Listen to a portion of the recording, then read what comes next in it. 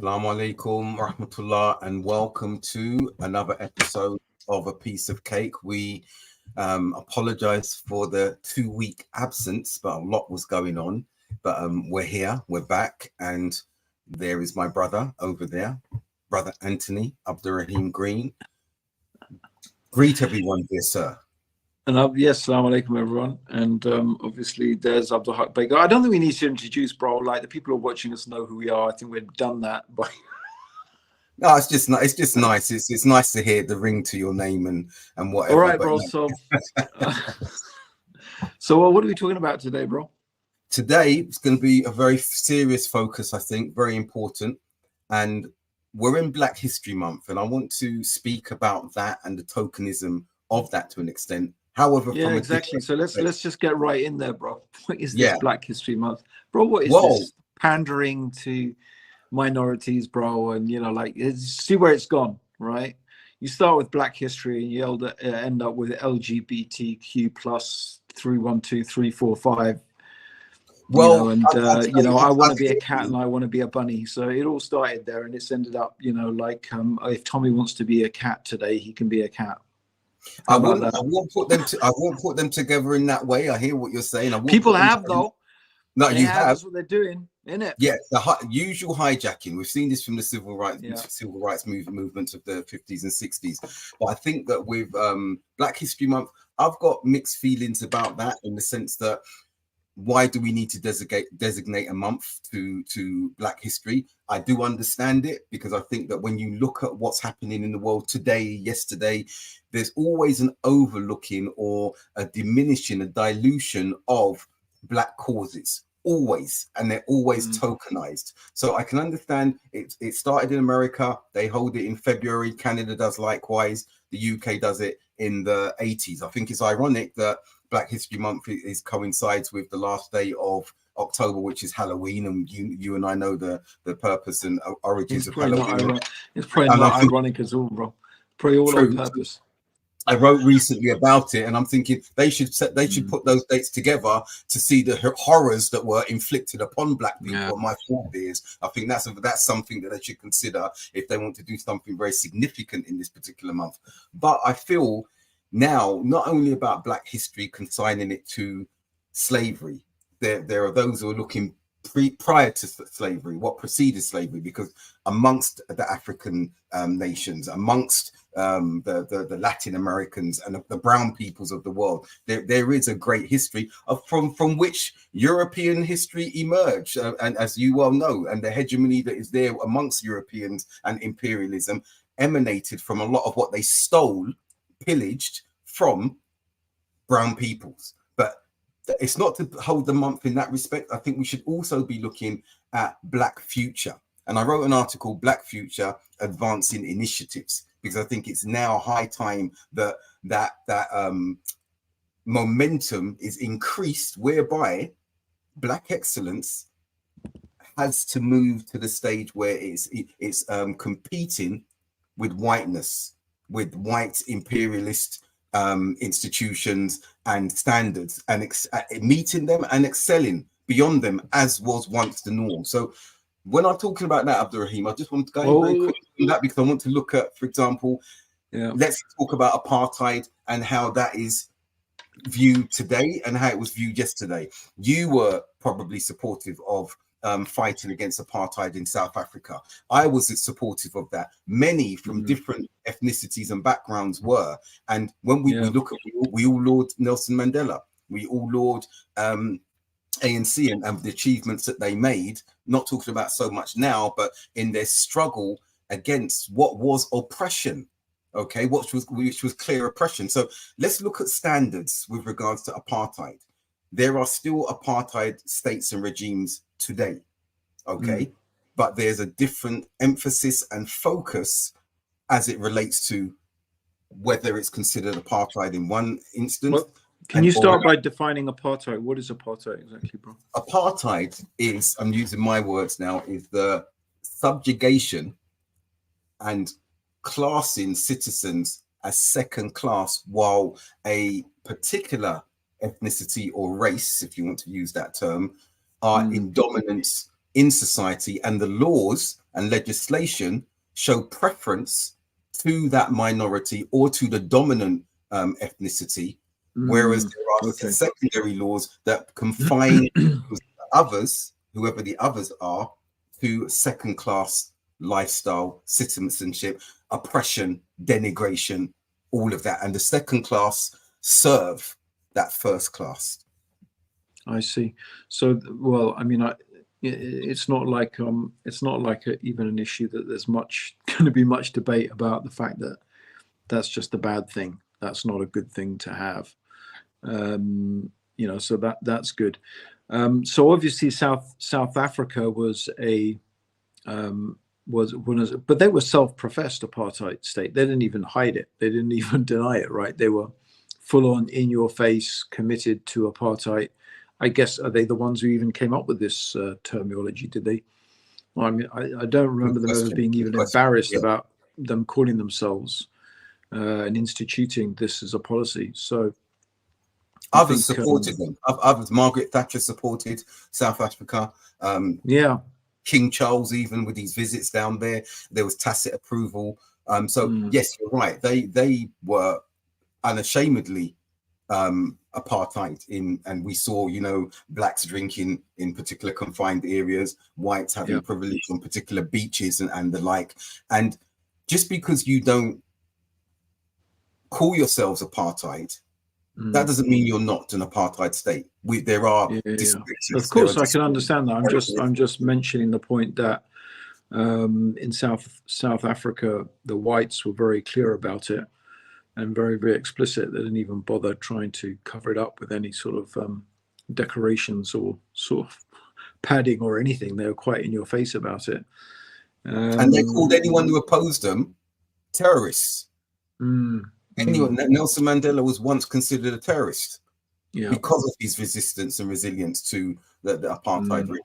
So again, parallels that echo today in what we're seeing in Palestine. Let's call it to say in black and white. We know what's happening today. I don't think we can get into it'd be too much of a discussion. I think that will go too deep to go into where we are with that. But I think it's worth mentioning, it's worth acknowledging that apartheid is alive and kicking today in a different part of the world, but it's being denied as such. And yet you've got official bodies saying, yes, there is apartheid taking place. Well, I mean, you recently had a former Mossad chief coming out and saying clearly that there was a Mossad chief, former chief of Mossad, I think it was the former chief of Mossad or something else, who said, Israel is an apartheid state. I mean, they've relatively recently, passed very clear laws that basically say Israel is a Jewish state, and that is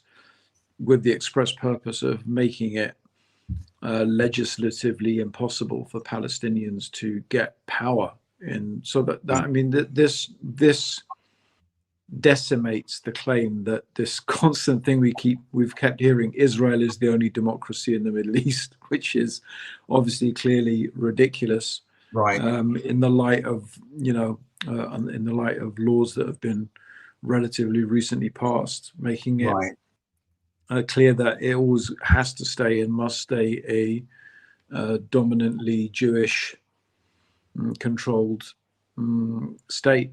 So I mean, the life of Palestinians, in Israel and indeed in Palestine, in the West Bank and in Gaza, but I mean especially, it's pretty horrific. You visited there, didn't you? I did, but it really definitely wasn't as bad then as it is now. You didn't have the wall that's been built relatively recently. You didn't have these segregated roads where only Israelis could drive.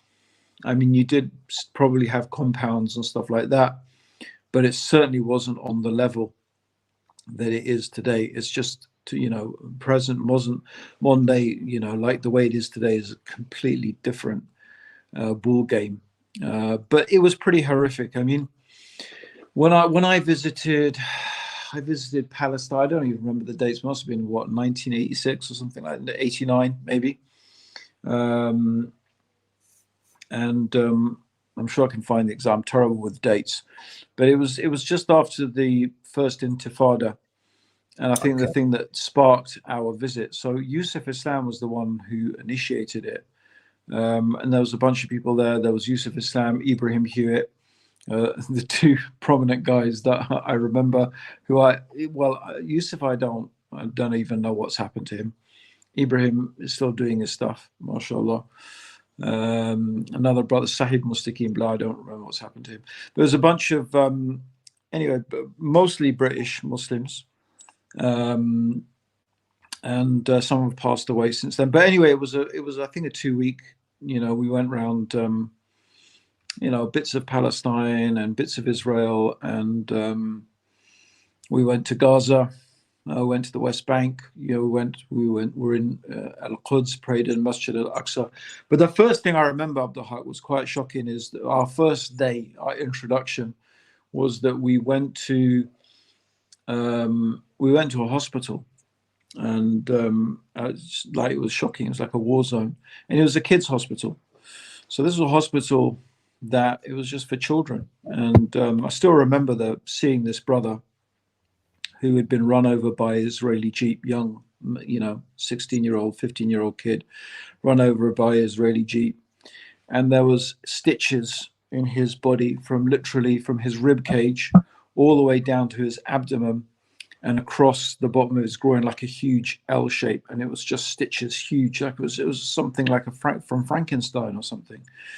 And then there were kids who had been gassed, and they didn't have the antidote for the gases, because it was basically some chemical composition that these gas canisters came from the USA. They didn't know what was in them. They didn't have an antidote for it. So some of the kids were really suffering. Some died from this. And then I think one of the most horrific things was the fact that they were shot with like they call them dum-dum bullets. They're bullets that explode inside you. They fragment inside you. They're actually illegal under the Geneva Convention. Let's just remember, while everyone's talking about Geneva Conventions, and I'm sure we're going to hear a lot of this type of stuff. Oh, this is against the Geneva Convention. The Israelis never cared about the Geneva Convention. I saw these kids who had been shot by these fragmented bullets, and the doctor was saying that we can take out maybe a small percentage of the largest fragments, but it's impossible to take out every single fragment because there's literally thousands of them, and it would cause such tissue damage they would die from it. He said eventually these will become infected and it will kill them.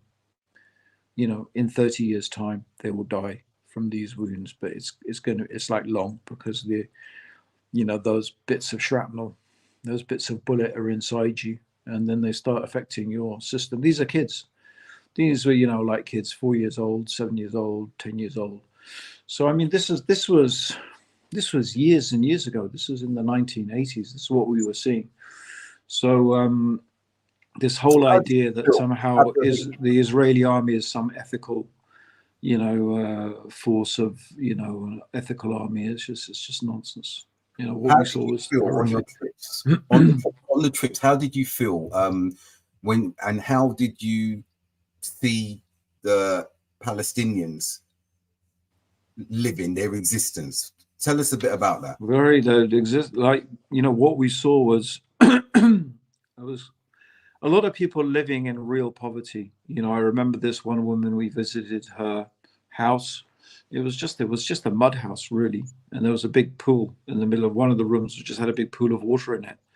And her husband had been taken by the Israeli police. She had nothing to eat. She had the kids. She had to go out and sell sweets on the street to feed her kids. I don't know, 5, 6 kids, horrific.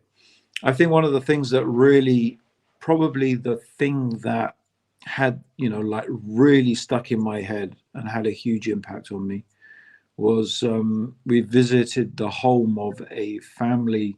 Well, it wasn't a home anymore. It had been demolished by the Israeli army. The Israeli army had come and demolished this Palestinian family's home at 2 o'clock in the morning. And the reason was because their son had been accused of having taken part in a demonstration. Like, this is the reason they gave. Can you imagine? I mean, just imagine here, if the British police, whatever, the British army came to your house at, 2 o'clock in the morning and just blew up your home in front of you because, your daughter had been to some protest. Can you imagine? So this is what happened. And then when they started, with that, they started to try and clear up the rubble and, begin to rebuild their home. The Israeli said, "You won't touch it. It's here as a, what do you call it? Like a lesson for everyone else." Reminder. Yeah. As a reminder. It's a reminder for everyone else. This is what you get. And but the thing, bro, that was really shocking, but in a really good way, is we visited. They were just living in a tent on like a corner of their land. Yeah. And when you say assalamu alaikum, wa alaikum assalam, kayfa halak, alhamdulillah, peace be with you, assalamu alaikum, and how are you? All praises due to Allah. And they're inviting us to sit down and have tea with them. And they didn't look, they were just having a camping trip. In the that was the, what I mean? It's like, imagine we went camping in a field and we were just sitting there cooking up some tea. It's like, yeah, the Haq, how you doing? Yeah, I'm good, man. It was like, and it was that type of, that spirit of, there's so many things, bro. I guess I could talk about my whole trip for the whole podcast. It would take up a lot of whatever, because there were so many things I experienced, so many conversations that we had, so many people that we met who told us their stories, and really, really just I think the main thing was just a very hard, difficult life, very, very hard, difficult life, living under what was basically a really occupation. Yeah. And this thing that your land has been taken over by other people, and there's just almost nothing you can do about it. You can't even protest. You can't even, there's no legal route. There's just nothing you can do, really. And imagine, Abdurrahim, that's really important. The reason why this personal story that you're sharing is important, because you're showing a normality of ordinary people who are living in subjugation. And reason that I thought I wanted to do this title is because that is what, to a similar extent and in some barbaric forms as well, that Black populations underwent, okay, to the extent of being brutalized and treated as cattle and everything like that. And while that may not be there today, we know that there's this big campaign and push about human trafficking, and we see CNN and everyone, and as they should, really campaigning against it, and that's good. But we see in parallel, juxtaposed beside that, this denial still in some quarters, particularly the British, with regards to reparations, despite we see the banks. Yeah, that's an interesting so we see, when it comes again, coming back to it, as you started, I know that you were saying it jokingly, but I know there was a seriousness in that you were saying about now, what about Black History Month? Everyone again has jumped on the bandwagon and pushed blackness and the focus on blackness and Black oppression and the reparations and what's taking place, the inherited trauma. They've pushed that to the side.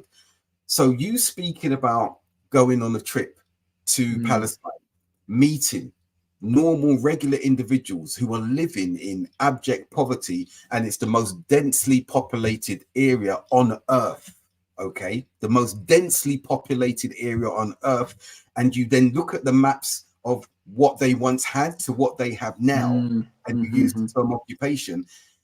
Really, you'll see a lot of, I think, when we look at the Irish, when we look at Black populations, when we look at Latin American populations, Asian populations, the reason there's empathy is because they recall a history where they were enduring similar if not worse, because of the circumstances. And what you mentioned about that individual who was suspected, we know collective punishment was a strategy of this, which was introduced by the British before they handed over to the Americans to assist the Israeli state and its development. But I want to read this part. I've written a few times about aspects of Palestine, but and before I go into that, I want to say wa alaikum salam rahmatullahi wa barakatuh to all of you who've jumped on. It's really good to see you here, mashallah tabarakallah.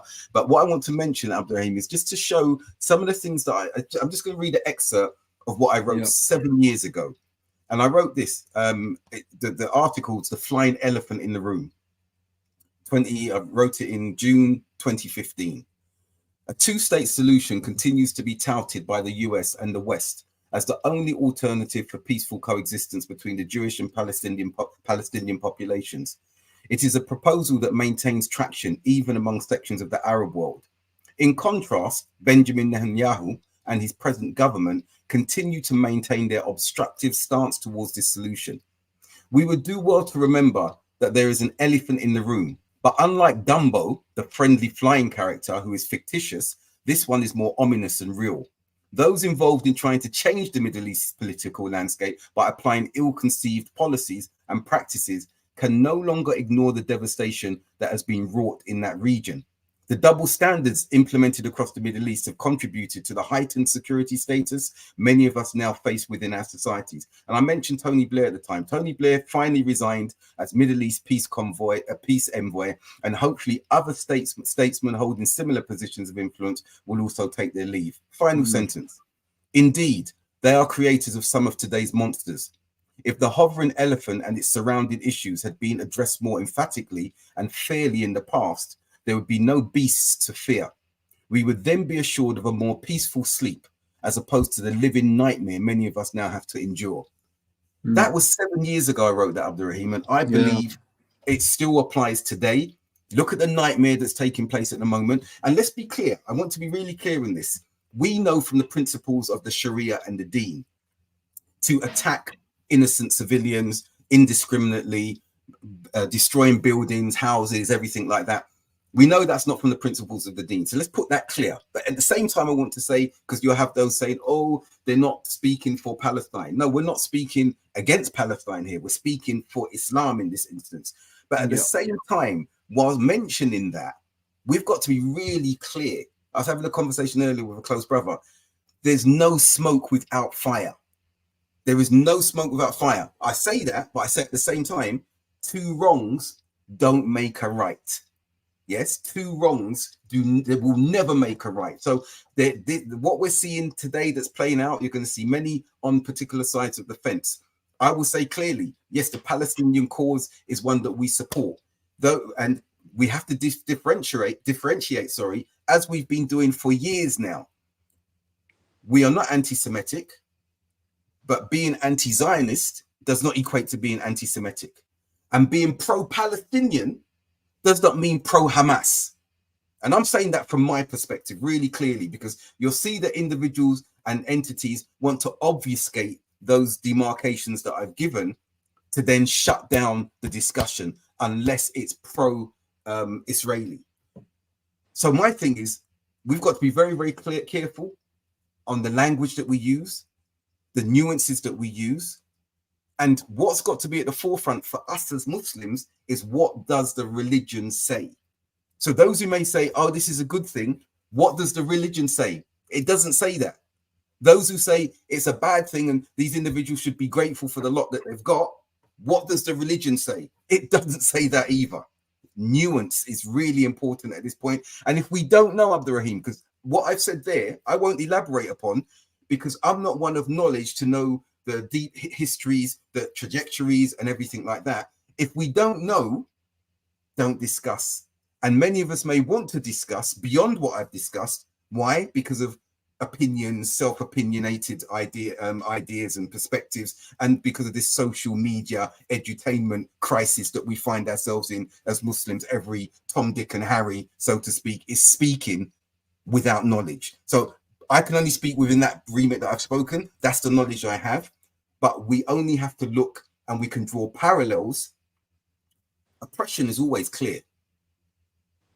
Oppression's always clear, and it would always come up to the surface. Hence why Allah says about the Muslim and the non-Muslim making dua if they are oppressed, that He will answer it. He will answer their dua, whether Muslim or non-Muslim. I'm sure you're more familiar with like South America. The details are very hazy in my mind. I do remember South America, the apartheid regime collapsing. I don't remember the details. I don't remember how it happened. I don't remember. I mean, the ANC was a designated, I guess, terrorist organization, and it's well known that Nelson Mandela was, considered to be a terrorist. Yeah, the irony of it. But the ANC was involved in a violent conflict, right? Right. There was guerrilla warfare going on with the South African army. But what brought the white apartheid regime to its knees? What was the thing that really finished it? How did it transition from an apartheid state to being a Black African nation with whites and people living in it? I think that would be very interesting to see. Excellent question. How did that transition happen? Because honestly, the details for me are really hazy, but there must have been something that happened where the position of that apartheid regime was not tenable anymore. And did it end democratically? Like what? Obviously, it did. It can't have. Did. So it did. Yeah. But the global momentum and political momentum, the groundswell internationally was overwhelming. And I think the dignity. So was it the boycotting? Was it to do with boycotts and sanctions? Boycotting, pressure groups. I think Nelson Mandela and those who were with him, who were imprisoned for a horrific amount of time, 27 years, and some of them slightly less than that, and the dignity and grace that they held, and I think the lucidity when they were spoken to about the struggle and how it's not going to be removed. It was generational. I think that also, the realization of the political elite and that those in power at the time realized that this is not going to change. I think it was Botha, if I can't remember the first name. And that's similar to what we saw when the USSR, the Russian Federation, collapsed. The realization that those at the top, that the tide against them became a tsunami. And there was just no way that was going to dissipate in any what shape or form. As Features has just said, as I mentioned, the global pressure, there was a united pressure on the government. Now, is that the same with what we're looking at now today with the apartheid? No, I'm not. It's not. It's not the same. There's the unity's not there. You've got the same statements that we're seeing today that yes, Israel has the right to defend itself, but why isn't there an also synonymous statement about the Palestinians have the right to defend themselves? Those two statements are never hand in hand, and we see where the cancel culture and we see where the pressure is at the moment, that many are afraid to speak in favor of the Palestinians in the sense of the oppression that they've caused. And again, let's be clear, we're not speaking about Hamas. We're talking about the Palestinians, these individuals that you saw, the child that you saw in with the stitches up to the chest and to the side, the woman in the water in the room. These are the people we are speaking about. But that's not what is being heard. And what is being done is those who speak in this way are being targeted. So just today, Abdurrahim, you can see that I've seen on social media, and I haven't been watching, but things have been sent to me. And you've seen those who are opinionated, and some of them have some very good views sometimes, like, this is not the time to talk about this subject. We must make dua. Yeah, by default, we must be making dua. But why is there a silence in that regard? But we hear others speaking. Go and look at the mainstream media and some of the lies and distortion and the term that's being used. Okay, that's concerning Hamas. But what about the people who have been killed, the 200 odd that have been killed? They're not terrorists. They're not considered terrorists. But we hear that language, that vocabulary, as it points in the direction of the Palestinians, terrorists.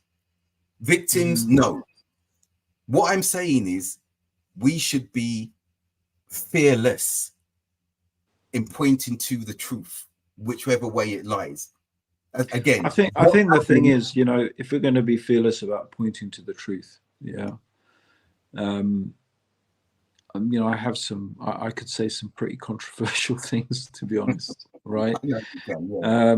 And I think, you know, I think one of the things that is a sort of inevitable, and that's just part of the human condition. You could say it's the sunnah of Allah, that the way He's created the reality of the world, is that oppression and tyranny, it will only stay so long. You know, there will always come a time when people are just not going to take it anymore. They're going to rise up, and they, in one way or another, they are going to do whatever it takes to remove that yoke of tyranny and oppression from them. And the way they do it may take many different forms, yeah. And ultimately, I guess it just doesn't matter, because people are just, you know, when you got nothing to lose, that's it. That's what you're going to do. You're going to do whatever it takes to get yourself. Right. This is very interesting. I think it's a very, you know, interesting thing about the human condition, is that, you know, and it's interesting that that Allah in the Quran, he alludes to this when he says that tyranny is worse than killing. Yeah, and in the sense that it could be alluding to that human condition, that people living under tyranny, they would rather die than live under tyranny. Right. And that it gets to a stage where people don't care, because that fundamental need for human freedom, yeah, or degrees of human freedom, is so profound and so deep. I mean, that's a big conversation we can have about what does it mean, freedom? What is it? Maybe justice. Maybe freedom's not the right word, but people need to live and feel that justice is being done, and that they are being treated justly and fairly. And when people are not being treated justly and fairly, and they are treated in an unjust and unfair manner for long enough, they will snap. They just can't bear it. They can't bear being treated unjustly. And I think this is something very important to add to the conversation. I agree. And I think I'm just to mention, especially when we talk about resistance, you know, whether it's the apartheid regime in South Africa, whether it's the Palestinians, or, you know, whoever it may be, yeah. Sometimes what I do, and this is probably the thing that's very controversial, I sometimes think about, well, how are the people who are being oppressed, how do they behave themselves? What is their own condition? You know, one of the things I always look at is, for example, yeah, how do people treat their women? Yeah, that's a good indication.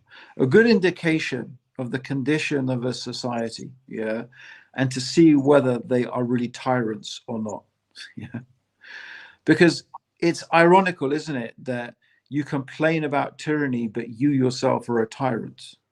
Right. You complain about tyranny, but you yourself are a tyrant. I sometimes have this joke with my wife, you know, because my wife is always going on about, you know, she doesn't like vaccine mandates and mask mandates, and they're making us do this and making us do that, and, you know, whatever. I said, but you know what, you yourself, right, the the iron grip that she has in the house, I said, you'd make communist China blush. Yeah. It's like, look at you, like, God forbid that you would be in charge of the world, right? Because you'd be the worst tyrant. Yeah. And this is the point being, is I say that jokingly, but behind it is a big point, is a very, very important point. And the very, very important point is that, you know, life is a test. We all have to understand life is a test. Allah will give everyone their time to see how you are going to behave, right? To see how you are going to behave, right? And I saw something today that just gave me a bit of like hope. yeah, and made me feel, because I won't lie, I've been very disappointed in the Muslim Ummah. I've been very disappointed in the Muslims. My Likewise. experience with the Muslims is very disappointing. The level of corruption, the level of tyranny, the level of injustice, the level of bad treatment of women, and I would say even misogyny, and appalling slave labor in Pakistan, like across the world, Bangladesh, the stuff that you will see in the Muslim world. And I'm not even talking about here the shirk and the magic and the kufr and the bid'ah. Just talk about how they treat other human beings, how they treat each other, how they treat animals, right? Right. It's shockingly bad, right? So when we have to realize that it's all a test. Yeah, our time will come. But what have we made ourselves ready? Are we people of justice? Are we going to be? And this is one of the things that often you people say is you'd think that the Jews, having gone through all the horrors of the Holocaust, and this has been pointed out by some Holocaust survivors in Israel, right? Is that you would think that having gone through all of that, they would be the furthest people from treating other human beings like that. Right. You understand?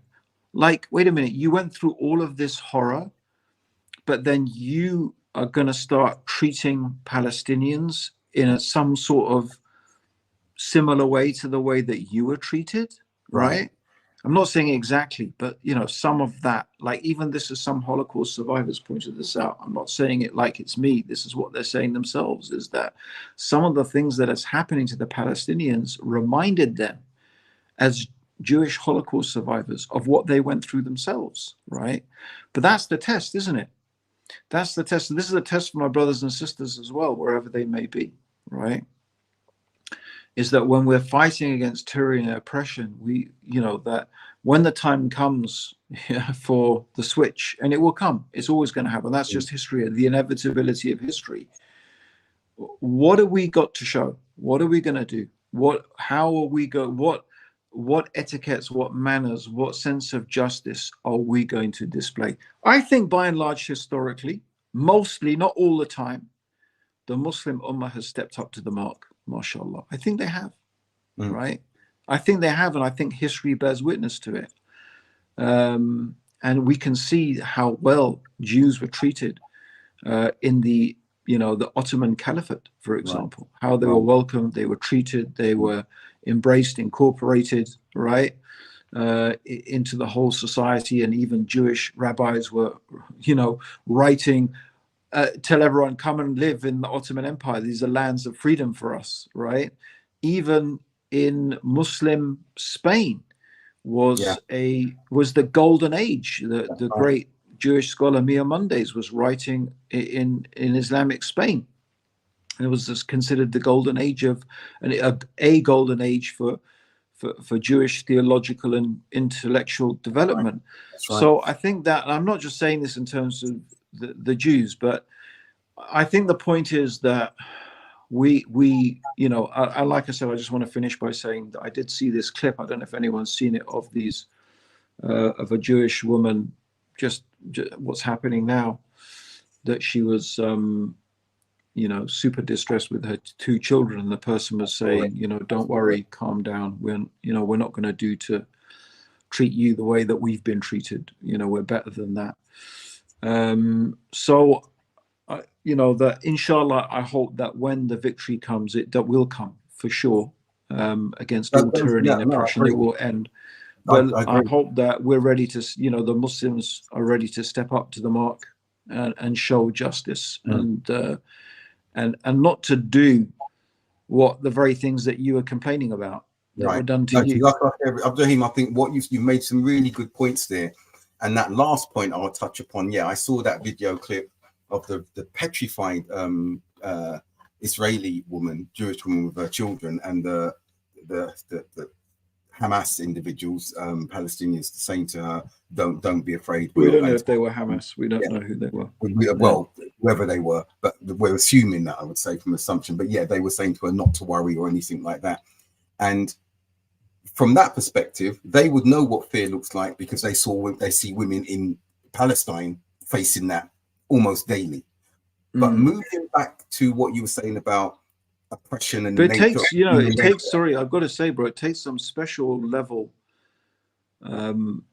not to take revenge, not to behave like your, you know, your first instinct is, your first instinct is, you did this to me and I'm gonna, you know, this is what you did to my kids, now watch me do it to yours. Right. And that's why, again, coming back to what you mentioned about the Geneva Convention, the fact they had to put a convention in to say you can't do this, rape and killing and all of this in revenge. But we have ethics in Islam from the outset that this cannot be done. Revenge and retaliation in that way can be done. But I want to come back to some of the points that you mentioned, which I think were really, really important, in that, as you said, the human condition under oppression.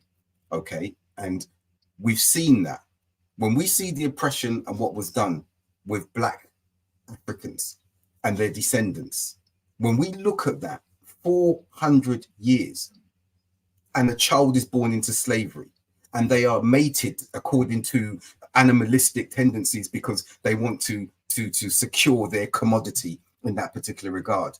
But then we saw, and I want to make this clear because some say, oh, it was Abraham Lincoln, Emancipation Proclamation, white Europeans, the Enlightenment saw that enslaving other humans was wrong. No, that was a byproduct, and that did have some momentum. And you had Frederick Douglass and others touring and speaking about the condition of slavery, the barbarity of it, and how can humans do that. But what we saw were people like Nat Turner revolting. We saw the Haiti Revolution. And the Haiti Revolution, the first land to become free from slavery in defeating the French, a mighty army, okay? But what happened? They were then subsequently punished by the French and other European powers that they, in order to maintain that freedom and be accepted with that freedom, that they had to pay a price, which took them over 100 years to pay. 136 years, 150 years. So when people look at Haiti and go, well, look at them, they're free slaves. They were crippled from the outset. And let's go now across to Africa. Let's go look at the West Indies as well. When they got their independence, the colonial infrastructure was pulled away from them. That generationally, they had no structure upon which to rely to build. So they reverted back to portents or aspects, if you like, remnants of colonialism, and not to mention, not forgetting, sorry, that those colonial powers left puppets in power, like we see what's happened recently with France and Niger, right up until recently. So the point is now those tentacles reach really, really deeply. But when you've got outside superpowers like the British, who helped with the formation of Israel, America stepping in afterwards, the collective punishment where that emanated from, there is going to be a rebellion. If we look on a smaller scale, microcosmic scale, the woman who's been the wife, you've mentioned something which is really important, and I've been dealing with advising some abroad and here recently.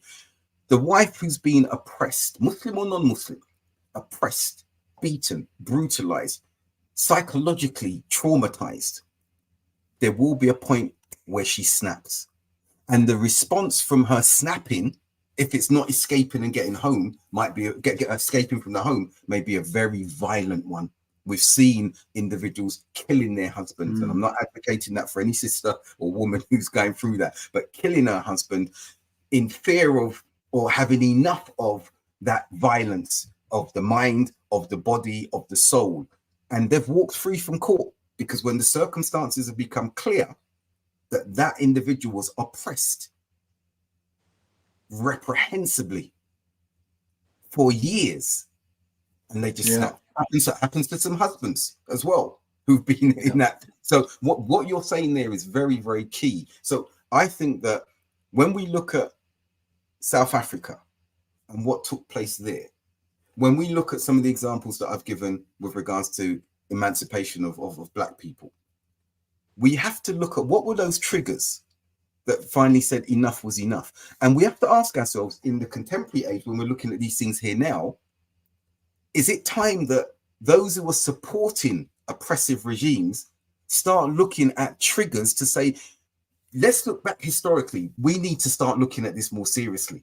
We need to start addressing this more seriously, because this is not going to go away. The rights and the wrongs of it, the two wrongs not making a right, it's not going away. And what's happening? We're seeing generations growing into this oppression and becoming more militant, not subdued as they tried with slavery, more militant, more responsive. You can't grow up with a people that is in your that are living within your vicinity, and those people have rank hatred in their hearts because they're living a subjugated, pitiful life because of the circumstances that have been imposed. Do you think that? How do you think that links to that recent survey that was done? Did we talk about this? Did we talk about this on when we were chatting in our group, or did we actually talk about this in our last podcast? The survey that was done where they found that quite a large percentage of Black Britons didn't feel any sense of loyalty to Britain at all, and quite the opposite. They felt. I don't think we did speak about. We haven't. Yeah, because I thought that was really interesting. I thought that would be a brilliant topic for us to discuss, which sort of comes off the back of this. Yes. That whole, I mean, that survey just shows that there's a lot of people in this country, and they said it should be a wake up call. Wake up call for the. If the few are going to continue to be accommodated, the few who look like you and come back from your background, if they're going to continue to be accommodated, we see that the system is geared towards whiteness. We see that the medical health care and the prescriptions and how their diagnosis is from a Eurocentric white point of view. So they may say have made and designed medicines for you, Abdurrahim, but when I come and say I've got the same symptoms or whatever, they will say physiologically, yeah, you have this white medicine. But genomics now, and we're not talking eugenics, we're talking genomics, there are variations in some aspects with regard to our conditions. But I don't. Do you think they're not being accommodated for? Let me finish. Yeah, but do you think that's what it's about, or do you think it's just something much more even overt than that? Okay, let's look at a much more overt level of racism. I mean, or they just feel that, I don't know, Britain is just moving towards a more, is just expressing itself more and more in terms of whiteness. No, I think, and you had David Cameron. David Cameron, he started the ball rolling with his whole, ironically, speech in Germany, of all places, multiculturalism is dead. Do you remember that? I do. David Cameron. We've got Suella Braverman, who's Asian, saying the same thing. Multiculturalism is dead. Suella Braverman, brown, Home Secretary, got a brown Prime Minister. Okay, and you're saying multiculturalism is dead? Really? She must be smoking some blunts or something she's smoking, because you look in the mirror and you're talking about multiculturalism is dead. So what I'm saying, Ibrahim, but I think what you could argue. Let me make this point. Yeah. When you look at, as I said, I've talked about healthcare.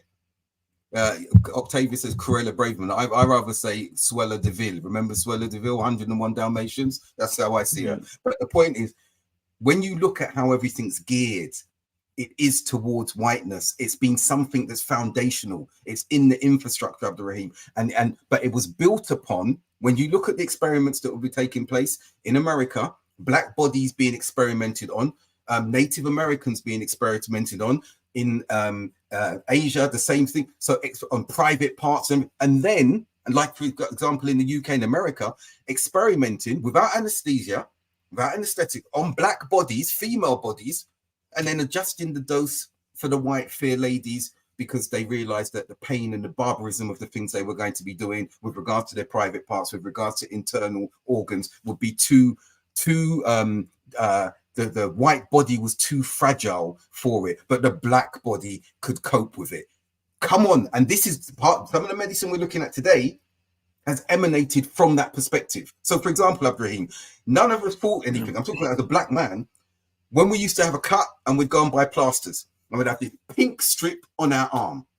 And some of us psychologically thought, oh, that's just the color of plasters, until they brought the plasters that matched skin tones. And I saw an individual wearing that plaster for the first time. There was an advert and he was crying, and I asked him why he's crying. He said, now I feel recognized, now I'm visible. But imagine, I used to walk around with nice pink plasters that I had cut for my body, that didn't match my skin type. This is how basic it's been ingrained in the psyche of the society and the system that we're in, that the perspective is white, Abdurrahim. So I'm saying from South Africa to Palestine. So, bro, but most people in the country are white.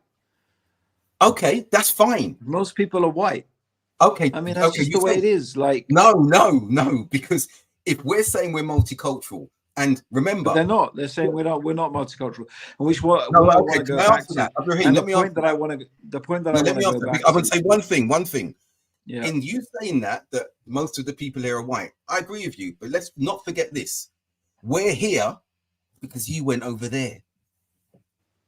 No, you're basically here because we needed cheap labor after the war, basically.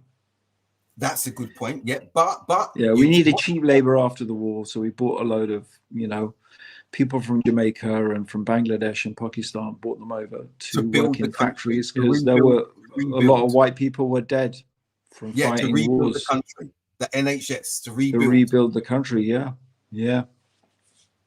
So I mean, I think, but that's the interesting thing is that I think for me, that's the interesting thing. It's like, it's the old Malcolm X chickens coming home to roost. Yeah, literally, it's the chickens coming home to roost.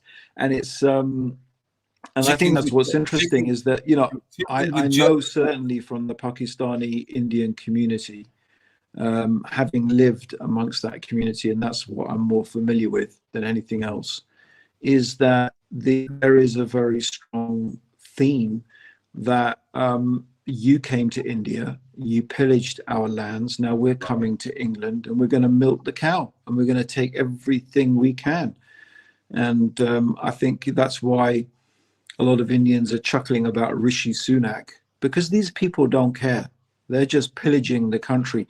And so the point I want to make is that I don't think, at least today, the thing about multiculturalism is that there's nothing multicultural about Rishi Sunak or Suella Braverman. Yeah, there's nothing multicultural about them at all.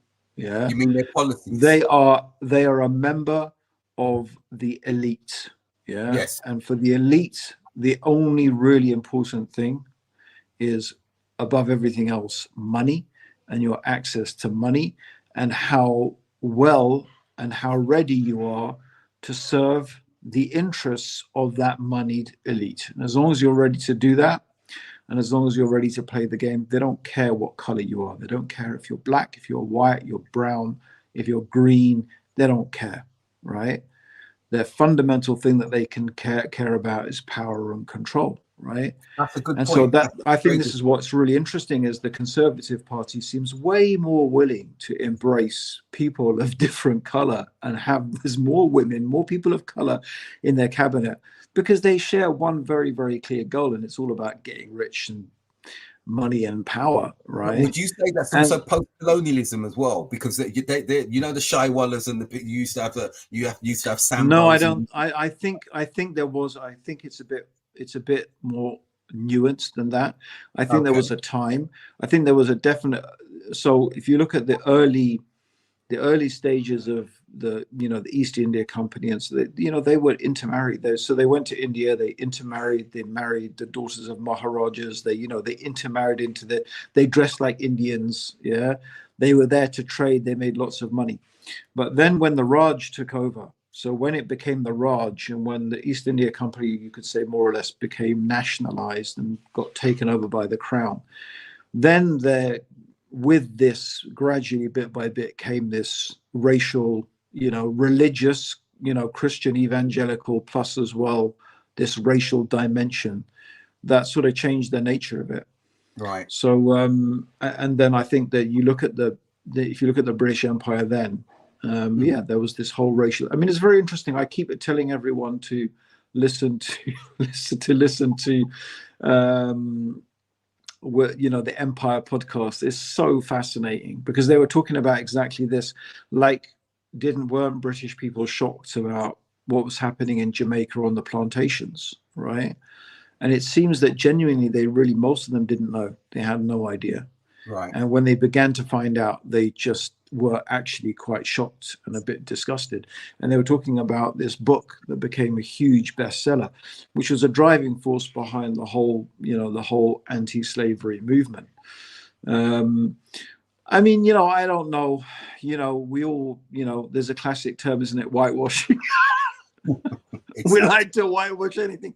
We all want to paint ourselves out as, we're not as bad and brutal as we think. I have for me, I don't care. I'll call us, I'll call whatever it is, like if we were a bunch of, we did this and that, we should be honest about it. I can't stand it. I can't stand hiding the truth. I can't stand making excuses where no excuses should be made. We should be absolutely clear and brutally clear about stuff. And if there was horrible stuff, and that goes for everybody. That's right. That goes both ways, by the way. Yeah.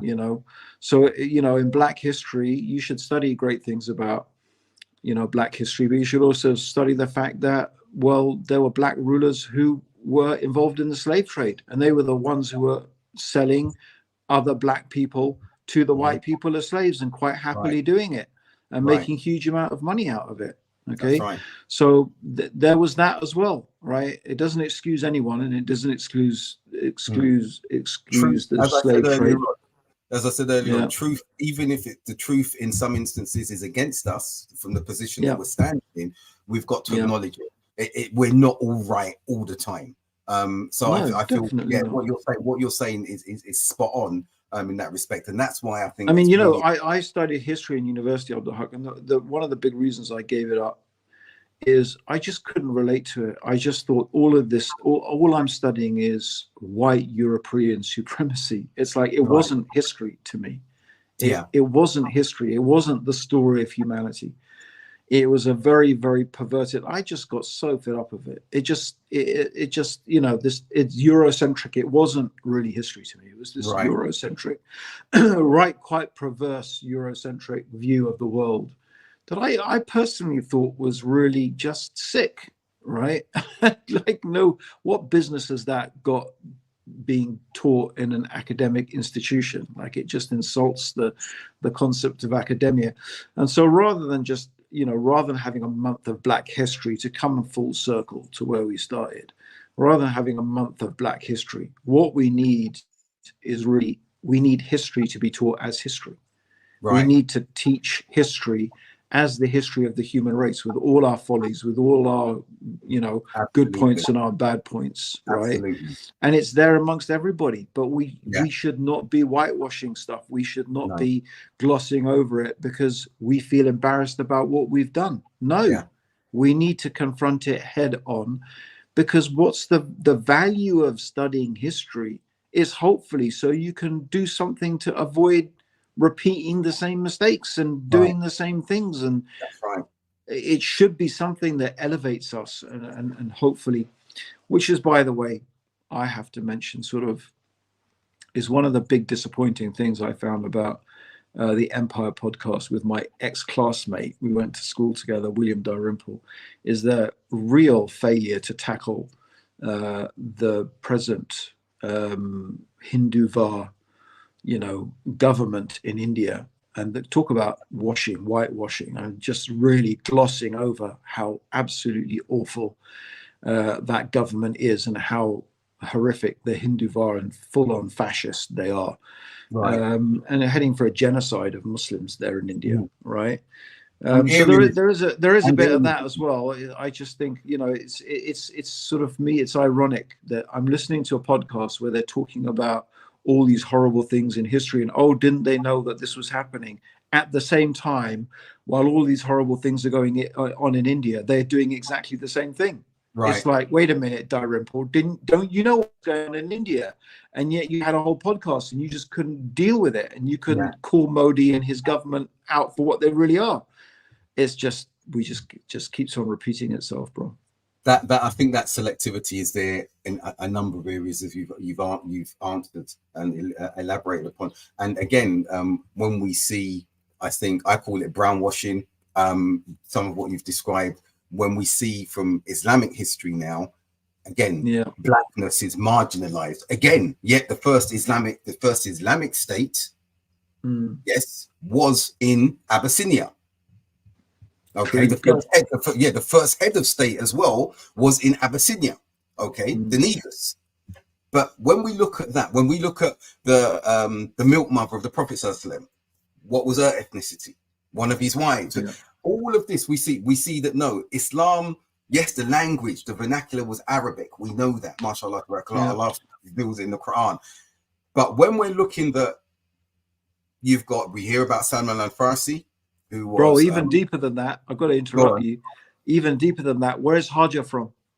Exactly, the first city. But no, you're right. So, where is Hajar from? Hajar is Egyptian. She is African. Yes, but and Abdurrahim, you want to know something even more profound than that? Yeah. Makkah was established by a black woman. Oh, you mean what? Hajar? Yeah. Makkah was established by a black woman. The seer is there. You can't deny that. She was there. Allah decreed she be there. And the tribe of Jurham came and asked for permission to settle. She was African. I don't know. Yes, she was African. She was black. I mean, Egyptians are sort of. They were black. If you want. Yeah, I mean, if you look on the tombs, I've seen a lot of tombs in Egypt. Believe me, they're sort of. Right. So okay, but they weren't European. They're not white. They're definitely not white. They're definitely curly haired, blonde with brown hair, green eyes. They all look like me. Exactly. So this is the point, Abdurrahim. So honestly, we see that amongst ethnicities. Okay. Yeah. Even if we're seeing it amongst Africans and they're trying to blacken up individuals that maybe didn't come from that region. We've got to stop the cognitive bias. I think what you said is a really good conclusion, that instead of this history, that history needs to be taught from all its perspectives properly. Yeah. Raw and just looking it in the mirror, looking it in the face for what it is. Absolutely. It's been a brilliant session. Yeah, it's been great. Next week, we're going to be back with something else which is close to you. I know that you feel passionate about, and looking forward to that. We're not going to let on what that is for today. But inshallah. Well, we already gave a preview, didn't we? So we did. But not everyone's seen it, so we're waiting. Inshallah. Until next week. I think important to talk about something that's pertinent during this month, during what's happening today, and to try and put an altogether comprehensive context without cognitive bias on that, on being nuanced in how we're looking at things and being where the truth is, wherever that may be. So for our viewers, thank you, and jazakallah khair for your input. Look forward to seeing you again next week. Abdurrahim, always a pleasure. Always a pleasure, Abdul Haq. Jazakallah It's been a very interesting one. Jazakallah khair, and we'll look forward to next week. Inshallah. Assalamu alaikum wa rahmatullahi wa barakatuh. Wa alaikum salam wa rahmatullahi wa barakatuh.